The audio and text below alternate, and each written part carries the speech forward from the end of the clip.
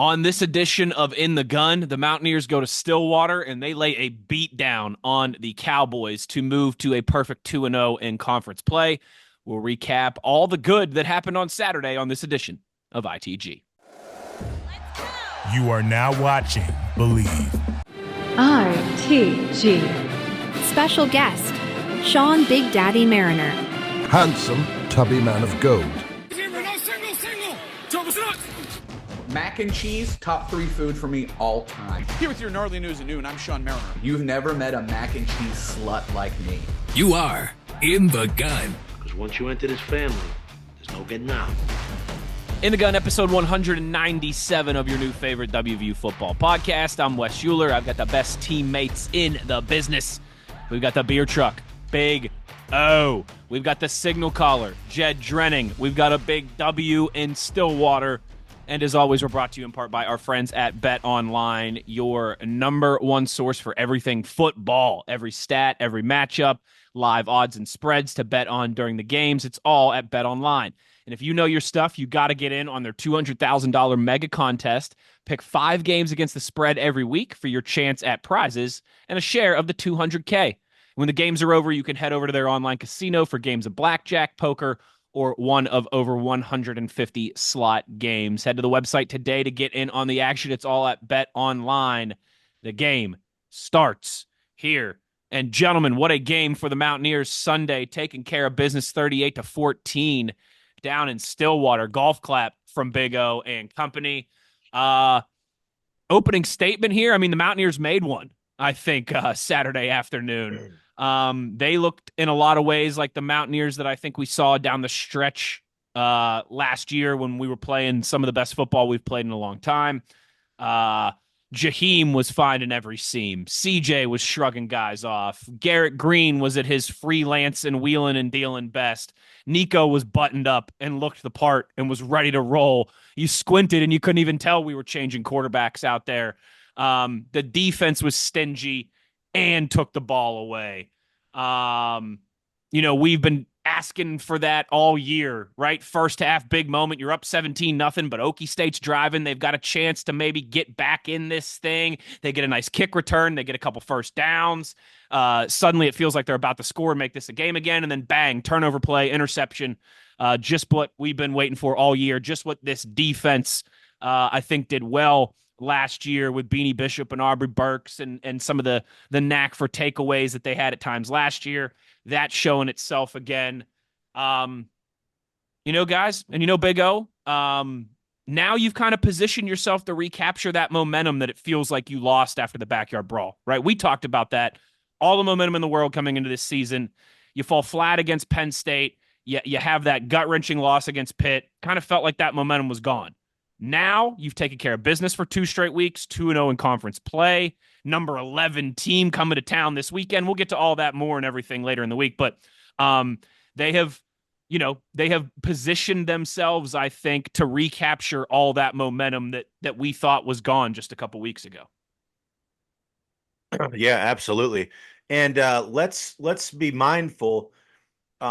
Even though I hate saying this, both teams that we have lost to are 5-0 this year. So, tip the hat to them, in respect, still, eat shit Pitt. But, what I mean? So we have to be mindful of that situation.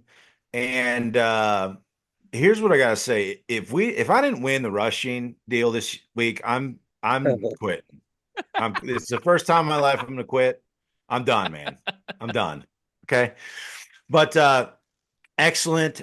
Something I wanted to kind of say about Nico, he prepares, in my opinion, so well that when he does transition, when he needs to come in, he never misses a beat. And that's very impressive. 1, because he just hasn't gotten the reps. And 2, he's a younger player, but you can tell that he's a savvy player. And man, taken absolutely with the truck stick, with the throwing shoulder, and then has enough gusto after the hit, almost kind of look back like that just happened, switches it into his right hand and gets a couple more yards. But Super impressive. We'll talk more. Jed, what do you got? Yeah, I agree with everything you guys just said. We went into an environment, and knowing this week against Iowa State, we'll talk about they're the third 5-0 team that will play, right? You just talked about the fact that both our losses are to unbeaten teams. So if we just keep stacking these wins, right now 2-0 in league play, but we went on the road into, yes, I'm going to use a capital H when I say hostile environment. Guys, that was a sellout crowd. And early in that game, until we took them out of it, they were there for blood. I mean, that crowd was loud. It had energy.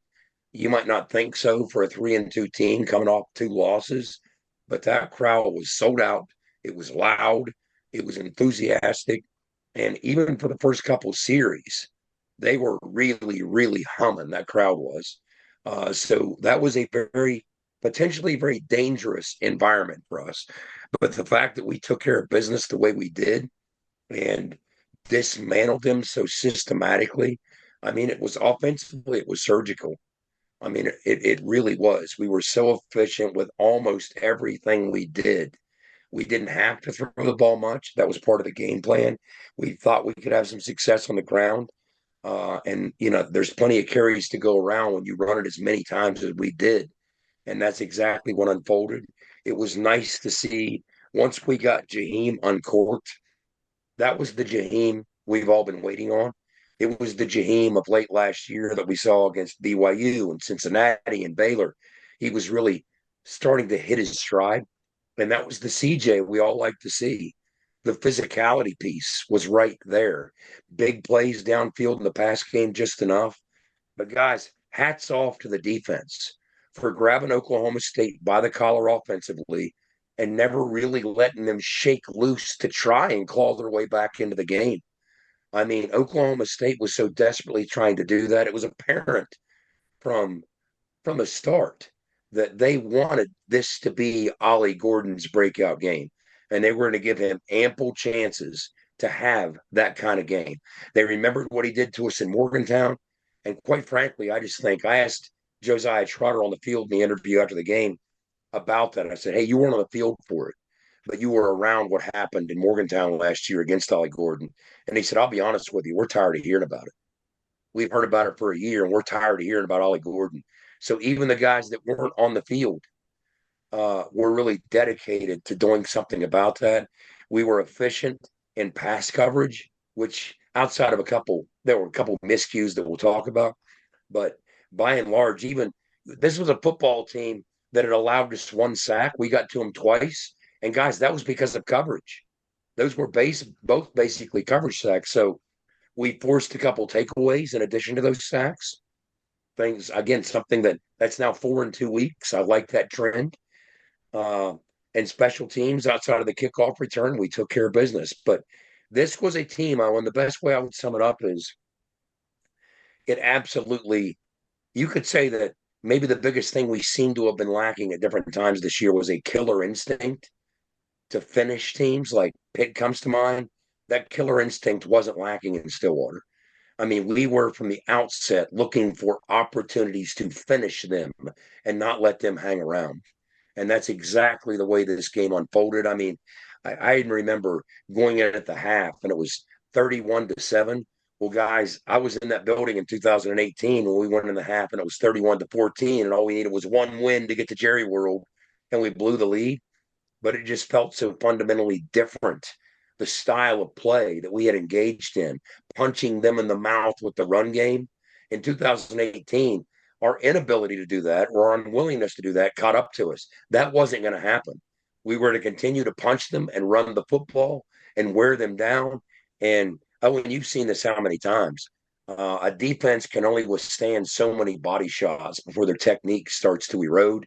And the fact that we were efficient on 3rd down, efficient on 4th down, offensively, defensively, we stopped them on 3rd and 4th down against a tempo team. I'll tell you what that leads to. That leads to an incredibly lopsided, not just time of possession, but snap count. And really for the better part of the second half of that game, they didn't have much of a chance. It was kind of just fish in a barrel for most of the second half. And that is about as close you can come to playing good football, exceptional football in all three phases in a tough environment against a quality opponent for the balance of 60 minutes. And Jed, I mean, what you just said, time of possession, what was it, 42 and some change? 42-40. Yeah, almost. It was, yeah. You know, so 42 and a complete game is what total? 60. 60 minutes. So for 3/4 of the It's game, ridiculous. you know, I mean, roughly, I mean, insane, absolutely insane. And 31-11 on the first down tally. We had Yeah. 31 first downs. They had 11. Yeah, and to your point as well, Jed. I mean, holding a dog like that, 13 carries, so that they gave some tries, 50 yards, quite a feat. And hey, let's be honest, who doesn't love the goose egg, man? So hats off to the defense. Tip my hat to them for sure. So looking forward to seeing how we react now after a big victory like that against number 11 coming in. 1 snaps to 44. I mean, like I said, it's one thing to Wait, hold say the that. football Say that for you almost broke up. You 43 broke up minutes. for a second. Say that number again. 81 snaps to 44. Whew. It's one thing to hold the football for 43 minutes, but it's another thing to pummel a defense with 81 snaps. And Jed, on I mean, average, what is it, roughly like 70 snaps a game you're looking for, roughly? well, Owen, I because mean, of that's the kind of nature, good question. Oklahoma State, because of the nature of offense they play with all that tempo, their defense was already facing more snaps per game than any other defense in the league. They were facing on average 75. We took that up a notch. 81 to 44. Not only did we stay on the field, but we didn't let them get humming offensively, which helped our defense. I mean, our defense only allowed 227 yards. We held them to 36 yards. Our defense, you talk about being solid in your run fits, being solid in your containment, leveraging the football. Oh, and the last time Oklahoma State was held to fewer than 36 yards rushing in a home game in Stillwater, 2015. That is a lot of games ago. So say what you want to say. Jordan Leslie heads up to the booth, and a lot of things factor in, a lot of things contribute. I love the plan. I love the execution of that game plan and the way it unfolded. I mean, that defense was hungry. It was a defense that was tired of hearing about Ollie Gordon gashing them in Morgantown last October. That was obvious. And you know what? Yeah, it was nice. And I will add, sorry, Wes. No, I go will ahead. add there was some almost ESPN-esque plays by almost every one of our productive players. You know, and I don't want to forget Hudson with that one-handed grab, which was absolutely insane as well. So, you know, hats off to these guys. It's about time. I'm not saying that in a bad way. I'm saying it's almost for a team, you want to get one of those out of the way where you play great, right? So you're not trying to do that. You're not trying. It's just happening now, right? You know you can do it. Yeah, exactly. So, and I feel like, you know, all the naysayers can say whatever they want to say. We've always believed, and like I've said at the beginning of the year, you got to believe. That's the first and foremost thing. If the locker room don't believe, it ain't gonna happen, right? It ain't gonna happen. Right. So, hats off to those guys again, and let's keep the ball rolling. I love Jed, seeing Nico get some reps. I almost wish that the way the game would have unfolded, he would have been able to throw the football a little more. I want to see him demonstrate his functional ability as a passer because he was 1 for 1. But guys, I'm telling you, when you watch the tape and see the flow of the defense, I mean, first of all, it was a great. I like that route concept in the red zone. And Nico, the influence on that safety and the timing of that throw, it was picture perfect. It was for the time capsule. And that's before you get into his physicality in the run game. And then once again, of course, Wes, what would a West Virginia offensive performance be without being able to talk about a 2-minute drill offense, which we even had that. So this a little seemed bit to of have a little everything. bit of everything. Wes, what were you going to say? I was just going to say, you guys were talking about Ollie Gordon, and I mean, you mentioned those comments from Josiah Trotter. Speaking of which, how insane is that guy for his 6th ever collegiate football game that he's played in his life. Yes. He looks like he's played 60. He looks like he's played 60 Division I college football games. We'll see him on Sundays, but I digress. Oh yeah. Jed, I know you didn't hear this because you're on the sideline. You're not watching the broadcast. Owen, I wonder if you caught this, or Jed, if maybe you heard this from somebody or saw it on social media. But was it mid third quarter when Ollie Gordon got a little banged up and they had to, he didn't have to. I know what you're talking about. He kind of limped off the field. He was down for a minute and then they kind of walked him gingerly off the field. I don't know if you heard this, Jed. I don't know if this made word to you or anybody, but the broadcasters that were calling the game were basically saying Ollie Gordon should sit out the rest of the season. The way he's gotten beaten up so far, the way he's getting beaten up by the Mountaineers today, what's he doing? He should sit out the rest of the season and just get ready for the NFL draft. And my God, I'm grinning like a butcher's dog, okay? Because the announcers are saying that the opposing running back should quit. That's how bad we're beating him in that offense down. It was fantastic. It was delightful. Well, Wes, I was kind of ambivalent about it for one reason. It's like out there in Stillwater and talking to Oklahoma State people around. Well, actually, we stayed in Edmond, but then talking to Oklahoma State people, some of those people were suspicious that, hey, is he making some business decisions? All right, is that what's going on here? Is he maybe being smart with his body because he recognizes the short-term future for a running back? And I'm like, you know what? Yeah. I don't know if I agree with that for one reason. He wouldn't lead the Big 12 in broken tackles and missed tackles forced if that's what he was doing, right? He'd be skirting his way away from some of that contact. But he also, I think he would have left last year as well too if that was the case. Well, that's right. Yeah, I mean, you got a situation like UCF lost 3 kids in the last week. This is still happening to some of these teams. That you got to be careful about what you got with your locker room. And I never doubt Mike Gundy's locker room, but the other thing about it, the reason I said ambivalent, Wes, was yes, I like the idea of him not coming back against us.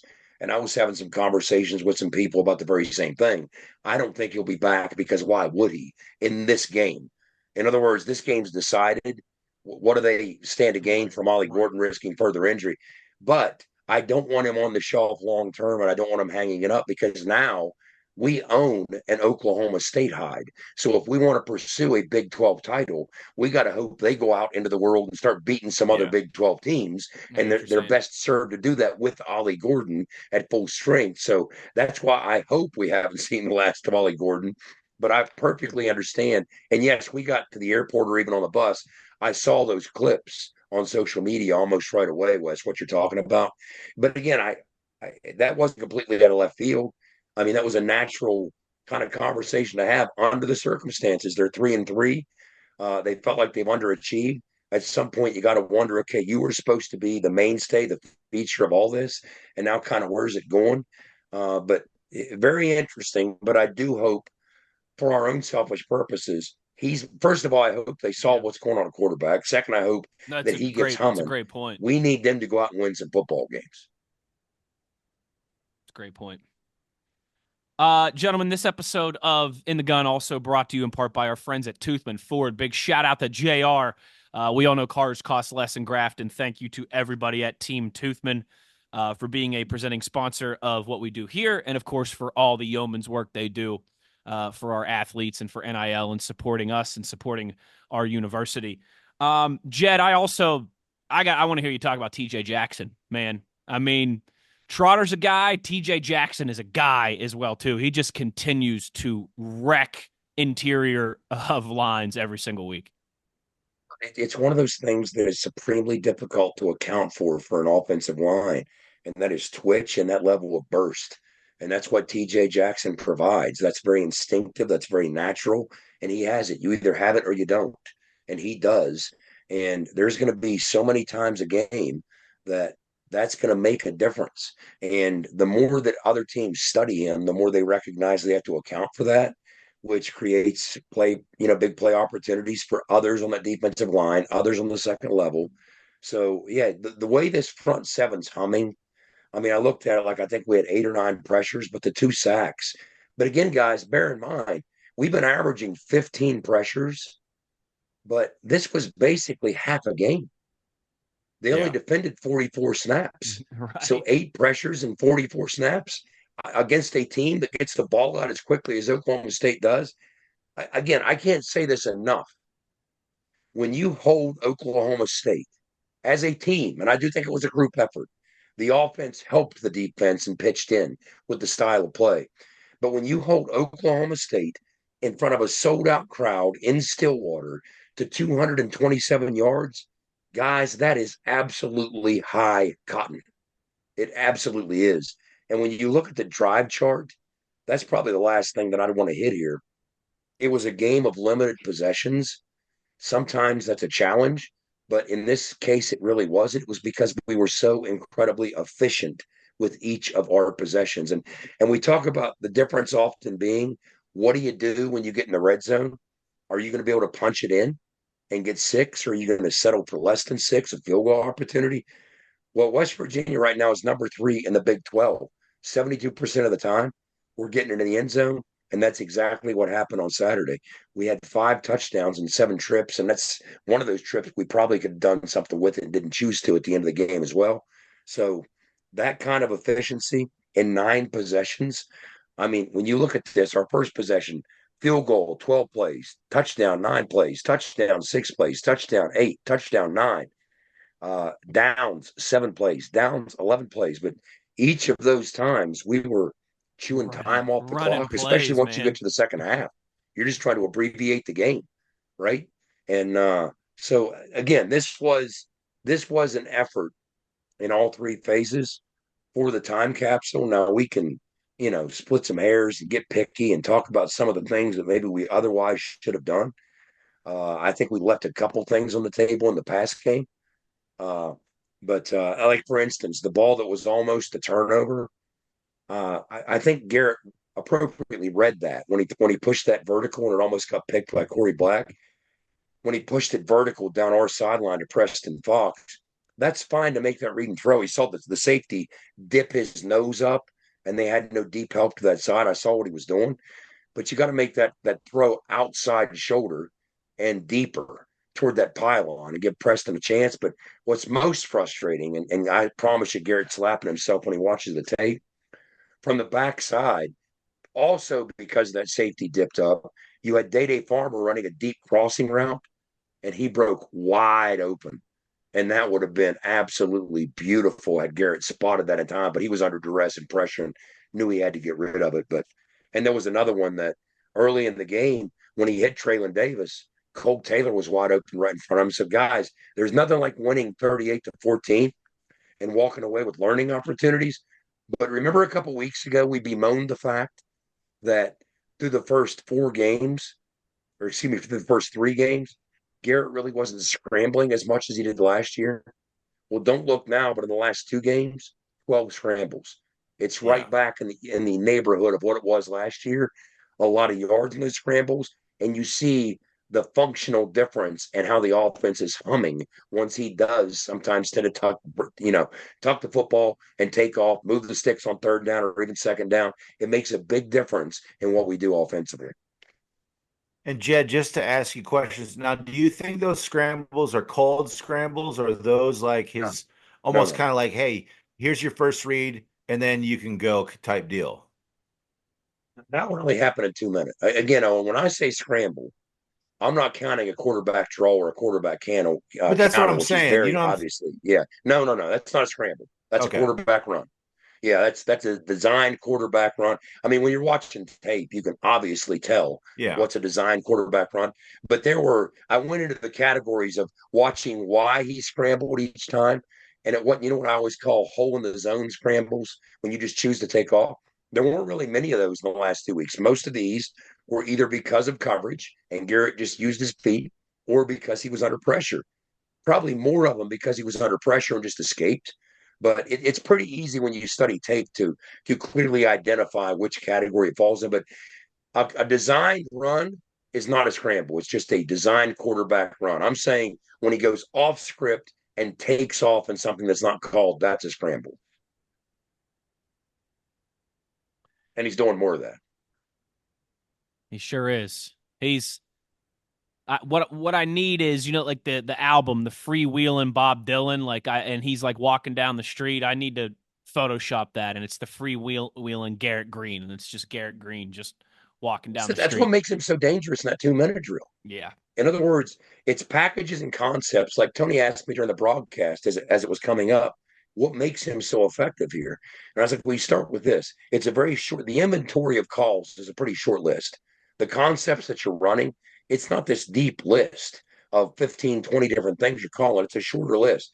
And all those packages and concepts that you're running, I mean, they're things that you install on day one. So it's things that everybody on the offense, including Garrett, are most comfortable with. And he knows because of the circumstances in a 2-minute drill, he has to be more decisive. That's the time to do it. That's the time to find that rhythm and get humming. Make a quick read in the 2-minute drill. Give it a quick look. Let's say you have the 4 verts package called. You read the safety. If it's there, you throw it. If it's not, tuck it and make something happen. But that is when you can be absolutely the most decisive. In other words, though, do you remember the Go package that Rich would install? That's our 4 verticals package. You install that on day one, and then you place all the tags, whether it's wide choice, F sneak, whatever it might be. But the Go package, the 3 package with Rich's offense, that's day one install stuff. That's the type of stuff that you run in your 2-minute drill. Just a handful of those things that everybody, including your quarterback, are incredibly comfortable with, and it makes them even more decisive. And Garrett is, we've said it before and we'll say it again. You saw it on Saturday in Stillwater. The best 2-minute quarterback in the country. How long we've been saying that, Wes? We spent the summer saying that. And I will absolutely, that's a hill that I'm going to die on. Got the numbers to back it up. I think now, if we were to add the success from Stillwater, that would mean since the start of last season, in 12 2-minute situations, 10 touchdowns, 1 field goal. in 12 opportunities. That is pretty That's counting, Wes, the first drive against Kansas, because that's not a 2-minute drill. You know what I'm saying? So, same type of thinking stylistically.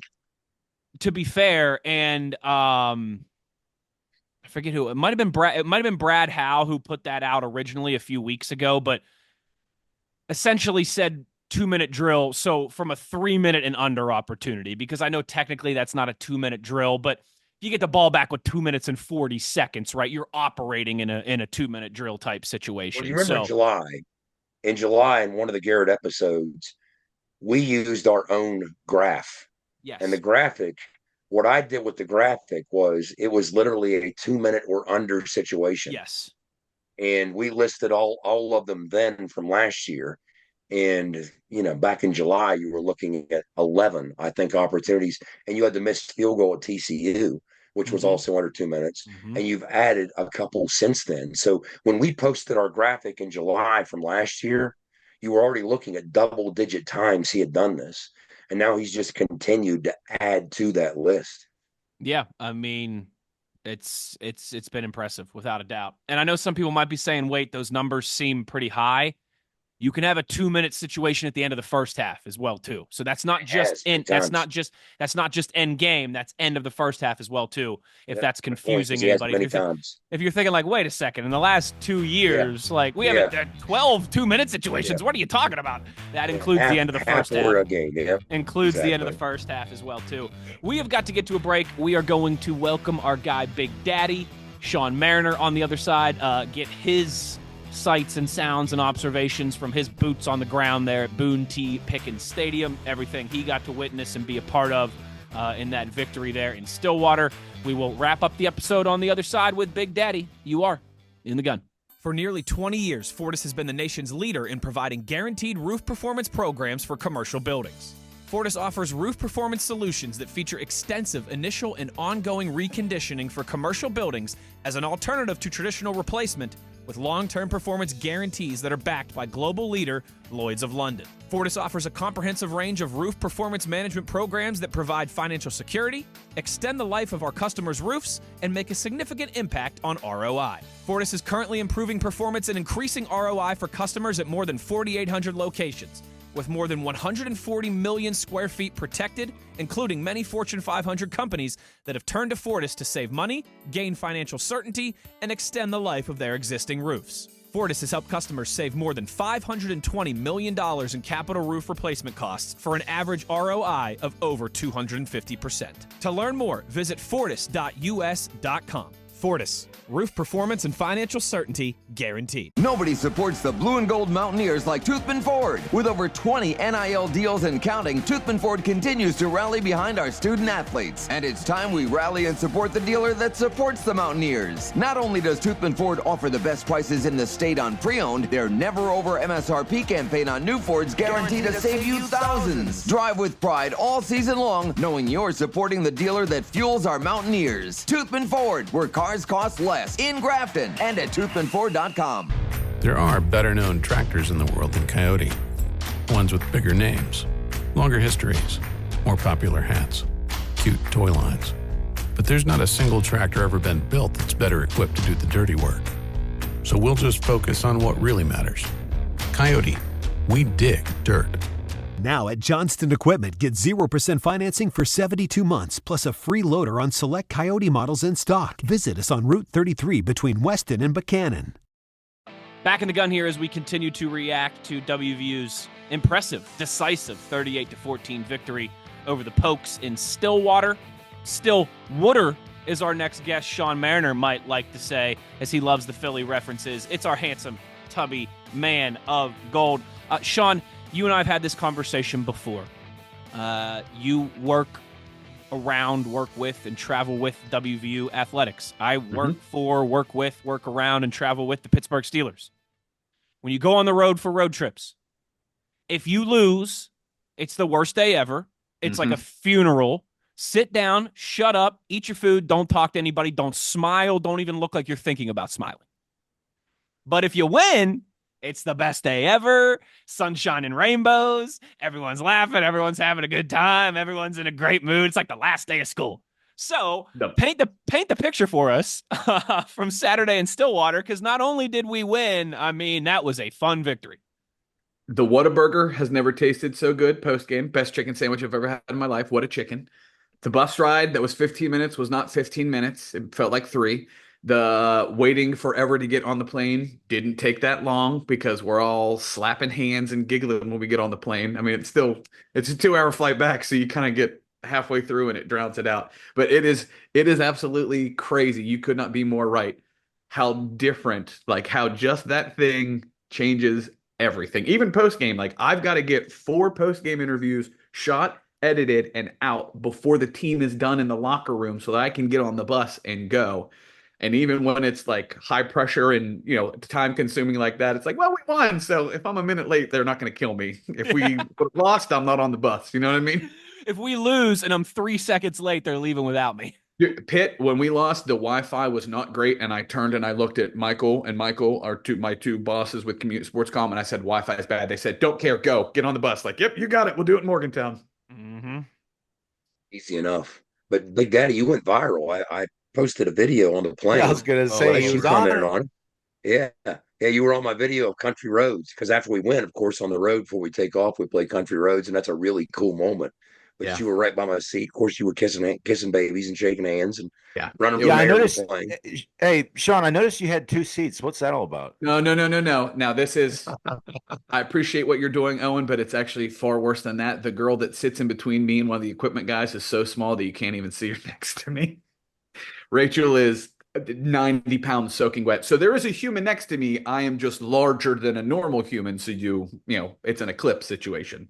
Oh, okay. See, we were worried, Big Daddy. Okay. We had Angelica between me and Tony in the seats of 3. We always had Angelica there. So we had this tiny person between me and Tony. Mm-hmm. So we had a little extra space. Well, Angelica's now gone, of course, took the other job. So we're wondering who they're going to put there. Well, here comes Ryan Decker, an ordinary sized dude. And I'm like, dude, you better shrink down as soon as we take off. And he didn't. Of course he didn't. Poor Ryan. Stuck between me and Tony. Little inside baseball here. Hey, Jed, you really got my best wide side in that shot. I appreciate it. My Twitter blew up and I saw it. I'm like, great, this is wonderful. On Monday, when we do our presser and everything, and I shoot the playbook and we get that stuff done for the week, last week before we left, Caridi pulled Patrick, our director of football, aside and was like, let me talk to you for a second.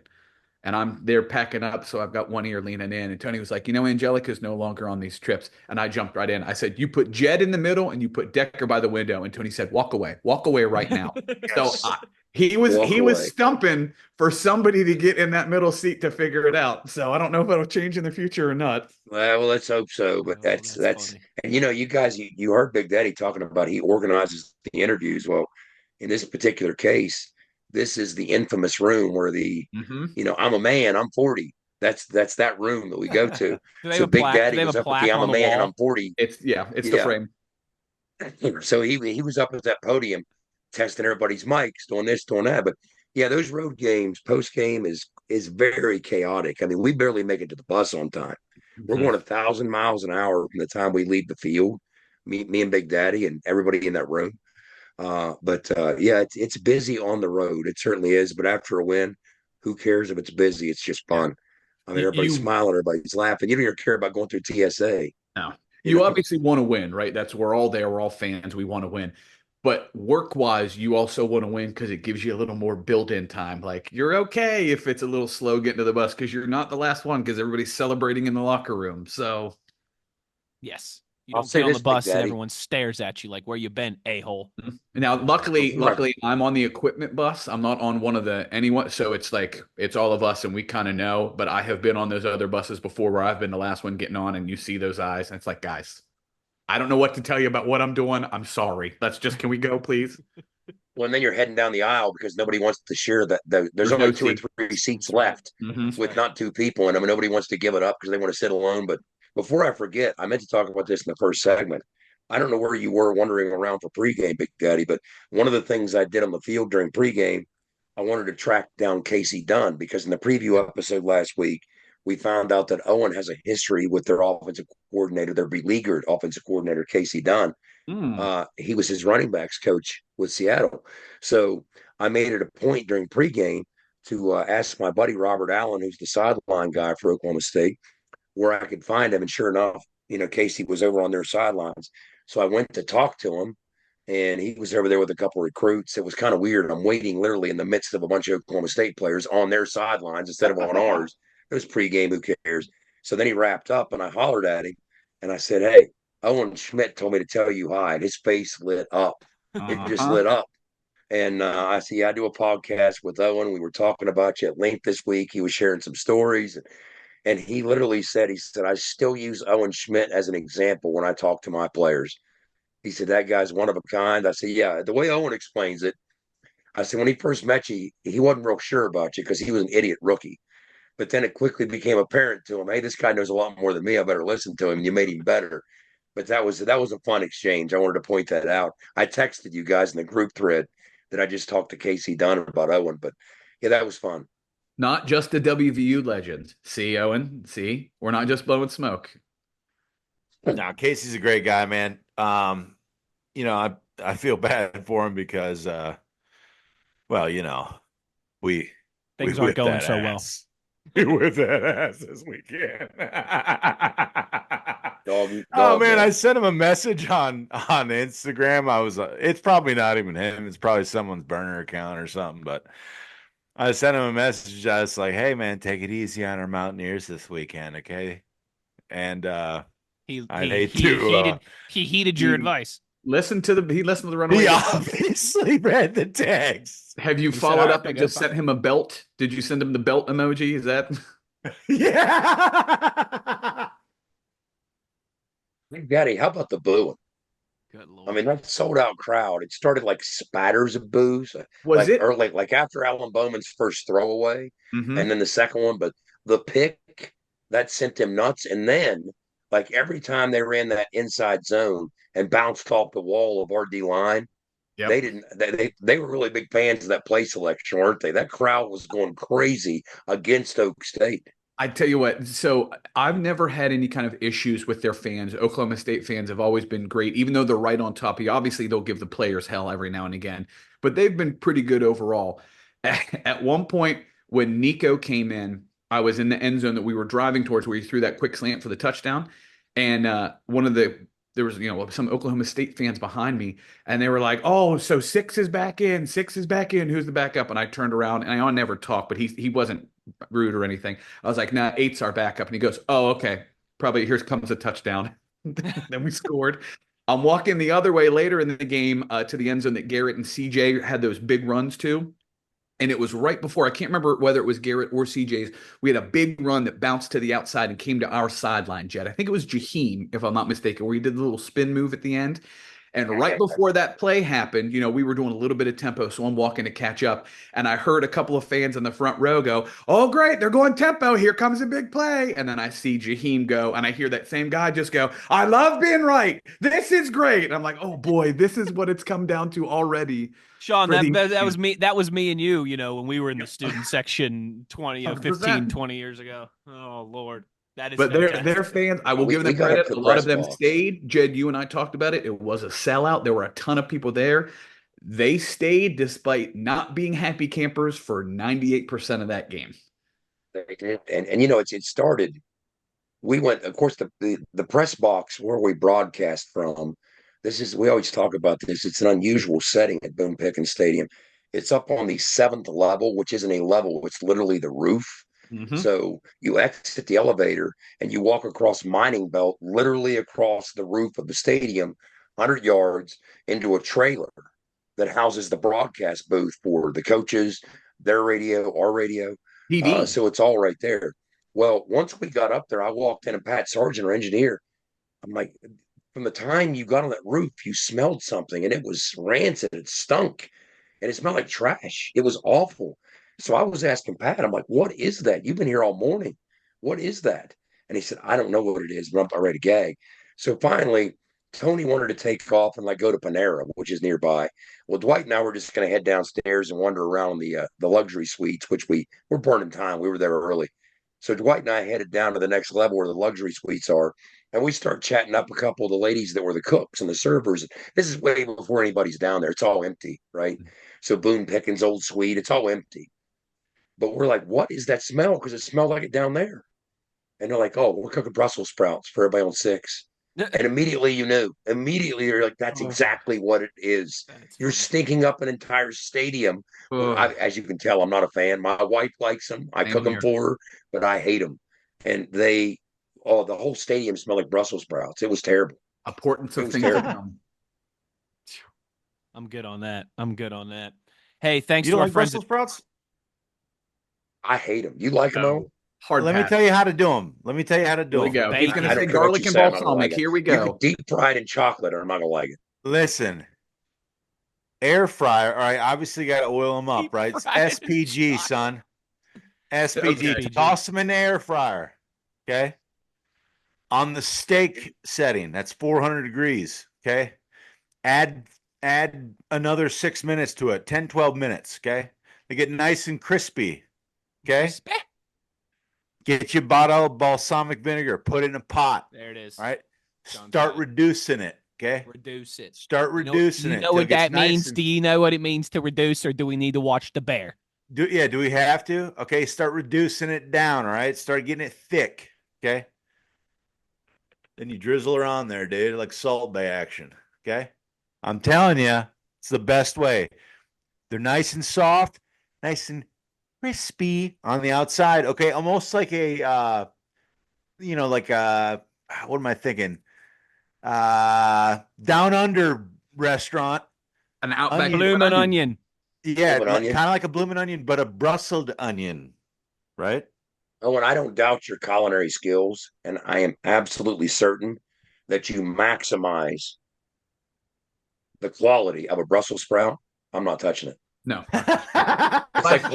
Sean, was it just me, or was there like turned out of the litter box and saying I can make it good? Yeah. I'm sorry, you can't. Sean, is it just me, or were there some like Lord of the Rings, like Merry and Pippin vibes with Owen there as he was explaining that? Ooh, nice crispy bacon, tomatoes. Ooh. This segment of Snacks with Schmitty brought to you by Ninja Air Fryers. Catch one at your Walmart. If you own a air fryer company and would like to sponsor Owen's balsamic reduction, available. He probably delivers them. Why not make him part of your delivery? Hey, if you'd like some crispy balsamic vinaigrette, reduced finely in a large melting pot. Okay. Let me know. Onlyfans.com half a bite of one. /beer truck. Yep. It's I'll just try half a bite of only. one if you make it. But I'm Pizza not only. optimistic it'll change me. Before this gets way off the rails, too late. Who am I It's kidding? too late. That was 10 minutes ago. I know who you're with. And before I fall asleep, because I am running on like 90 minutes of sleep from Sunday night football that rolled into Monday night football last night at Acrisure Stadium. Sean, Cole Rush, Saturday night. Yes. Set the stage for us, and also give us a little. I know you're privy, but you can't say too much. Yes. So set the stage for us for what Saturday night means for you all, and then a little bit about this drone show as well too. So this is the part of the show where I want Skylar to pause, and we're going to do a rewind. So if you want to do the rewind graphic here, Skylar, to however a month ago, 6 weeks ago, whatever it was, where Wes and I were lamenting the fact that our families have to do things on the Sunday after Kansas State and the Sunday after Iowa State. So one of those will be the Cole Rush. You're welcome. Well, guess what, WVU Nation? Back-to-back night games. Both. So you're welcome. Do we get the bubble? Nope. Zoom's going to fail us. Okay, great. Cole Rush. Yo, we've got some stuff planned for some folks. So everybody get ready. We may be bringing some videos back that folks have liked in the past. I have done deep music research to play anything with the word black in the title, from rock to rap to classic to anything. The drone show, I'm very excited about some of the stuff that I've seen that it can do. I'm pumped, and I am legitimately just excited to go see the uniforms under those lights. I'm happy to do a full light show for once, and I want to see what everything's going to look like. We are going to shoot the uniform reveal video at some point this week, so I'm going to be over there testing things. So if you see lights flashing in Morgantown, don't worry, it's just us. It's just me and the boys bopping. Like I'm pumped. I'm nervous. And one of our new guys is trying to say, like, this is probably the biggest night game in the history of Morgantown. Like, oh, honey, you're so cute. Settle down. Big, yes, could be top 5 with all the hype surrounding, the Cole Rush and everything, the uniforms and everything. So I'm pumped. See, guys, you see how excited he gets when he lays that out for us. That's There was a line where David Lee Roth once said, "I'm not like this because I'm in Van Halen. I'm in Van Halen because I'm like this." Sean Marinar,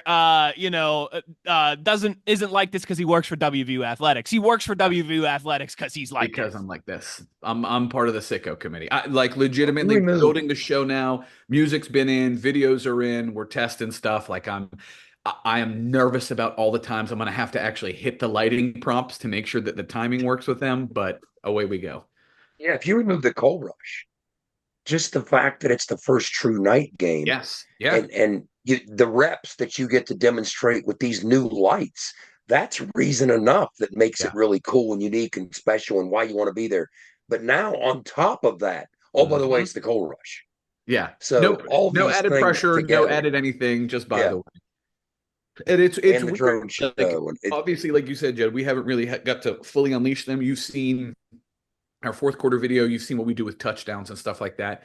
But it's finding little moments in the game, like, oh, can we do this for this moment? Can I hit the lights when we do something like this? Like it's figuring all those little pieces out and seeing what we can get into to see what kind of crowd prompts that the crowd gets into, because they're going to be seeing it for the first time. It's crazy. We've done stuff with the lights before, but when we've been having our meetings, we're like, well, yeah, this is the first time we've actually run the entrance video where you can see them. And like, yeah, I've launched it a few times just to get in that rhythm and have it, but you've never seen it because even Albany was still bright sunlight in the day. Ordinarily, I'd think 8 o'clock was pushing it for my 11-year-old, but I am absolutely convinced for that age bracket and beyond, there's going to be so much entertainment value at every turn that he's not have a chance to get tired, right? Yeah. It's a good point. It's going to be quite a scene Saturday evening. Wes is ready to go on a man trip. No pressure. Sean, is there going to be explosions? Well, there are always explosions, Owen. Pew, explosions in the sky. This is, again, I can always count on you, big guy. Skylar, put the Friday Night Lights music in underneath Explosions in the Sky. This is where we just talk over top of it like we're Coach Taylor. A final thank you. Hey, Wes, what's Hey. what's that lid you're wearing there, dog? Yeah, I like it. If you're watching on YouTube, I've got my my Built on Bravery Miners hat here.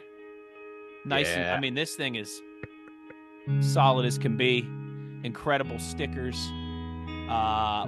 When we do our Iowa State preview later in the week, I'm gonna wear this the whole time. Black shirt, hard hat the whole time. You guys will love this.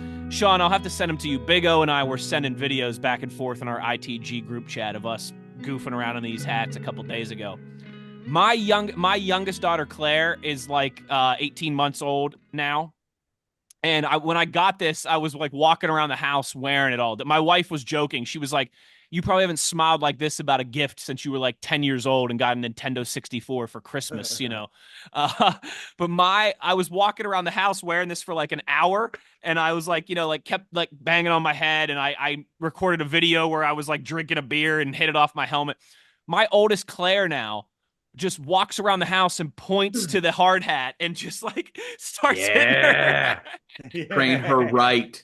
So she's ready to go. She's ready to go for Saturday.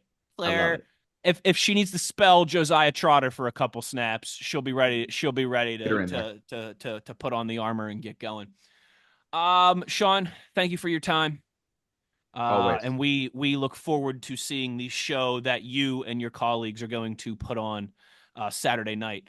One final thank you to our friends at Johnston Equipment before we get out of here. You can get 0% financing for 72 months, plus a free loader on select Coyote models in stock when you visit them at their new location, or their location, pardon me, on Route 33 between Weston and Buchanan.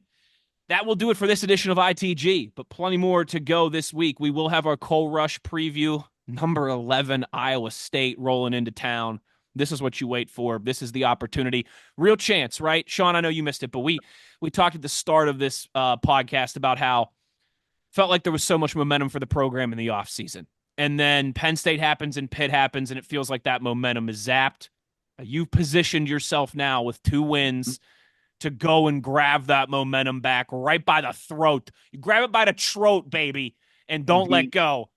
I know you guys have probably talked about it, but the time is a flat circle situation that we find ourselves in from 6 years ago. Yes, indeed. Iowa State beats Oklahoma State the week before a 5-0 WVU team goes to Ames for their blackout game at night in their all-black uniforms. 2024. First start. WVU has just defeated Oklahoma State the week before a 5-0 Iowa State team comes to Morgantown for our first ever blackout wearing our black uniforms at night. I love it when Skylar put the Matthew McConaughey clip in right here. This is McConaughey time. Daddy, let me add this. You were there. Sean's doing a lot of directing. Sean's doing a lot of directing on this episode. Just saying. Look, Daddy, that was since we joined the Big 12. Top 3 most electric environments on the road we have ever been in. It was so Mountaineer fans return the favor. It was off the hook electric at Jack Trice Stadium in Ames, Iowa that night in 2018. So Mountaineer fans, do your thing. Slightly worried. I don't know if I'm going to make it. You got all day, Jed. And just pace yourself. Pace yourself all 8 day. 8 p.m.'s a long time. That's my bedtime now. Come visit friends, eat a lot, whatever you need to do. Siesta at 4 o'clock.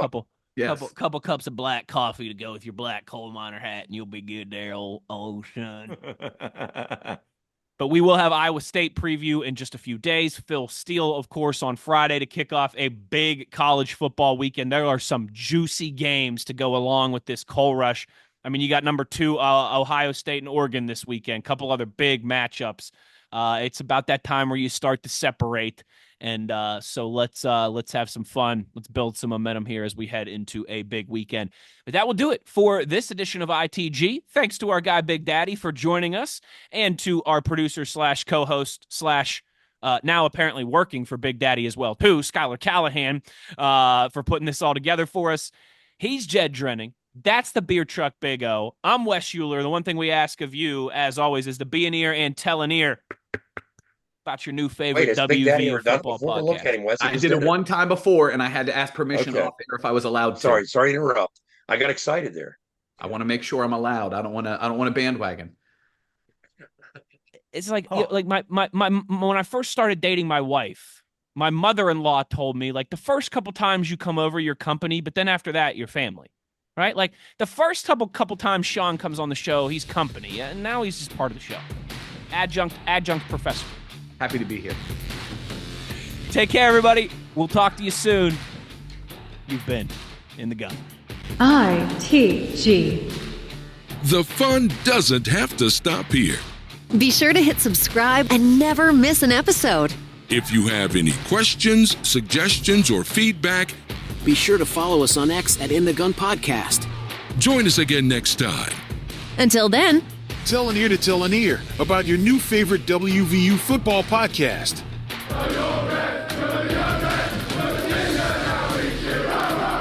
This mission is over. It's over.